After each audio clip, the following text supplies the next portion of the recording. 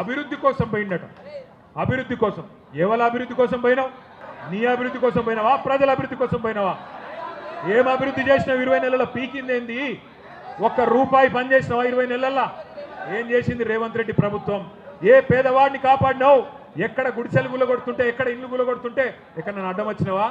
నీ సొంత ఆస్తులు, నీ సొంత భూములు, నీ సొంత వ్యవహారాలు తప్ప చేసింది ఏంది అని నేను అడుగుతా ఉన్నా. ఇంకొక మాట కూడా అడుగుతా ఉన్నా, ఆలోచించమని కొడతా ఉన్నా. నేను మొన్న టీవీ చూస్తూ ఉంటే చాలా విచిత్రం అనిపించింది నాకే. ఒక ఎమ్మెల్యే గారు మన పార్టీలోకి వెళ్ళి కాంగ్రెస్ పార్టీలో జంపు కొట్టిండు. జంపు కొడితే ఆ విలేకరు అడుగుతాడు, పాపం తమ్ముడు పోయి, ఎమ్మెల్యే గారు ఏ పార్టీలు ఉన్నారు మీరని అడుగుతాను.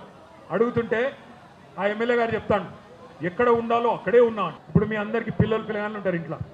పిల్లగాడు లేకపోతే సాయంత్రం ఏటో దోస్తు ఇంటికి పోయిండు. ఆయన రాత్రి 10 అవుతాను.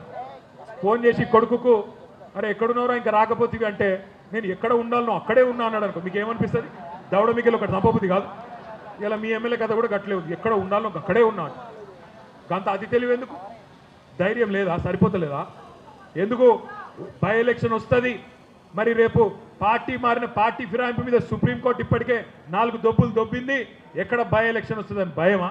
మరి నిజంగానే నీ రేవంత్ రెడ్డి పీకి పందిరేస్తే, నిజంగానే నీ కాంగ్రెస్ ప్రభుత్వం చాలా గొప్పగా పనిచేస్తే తెచ్చుకో టికెట్, రా శేర్లింగంపల్లి నియోజకవర్గంలో కొట్లాడు, ఎవరు గెలుస్తారో చూద్దామని చెప్పి నేను సవాల్ చేస్తాను.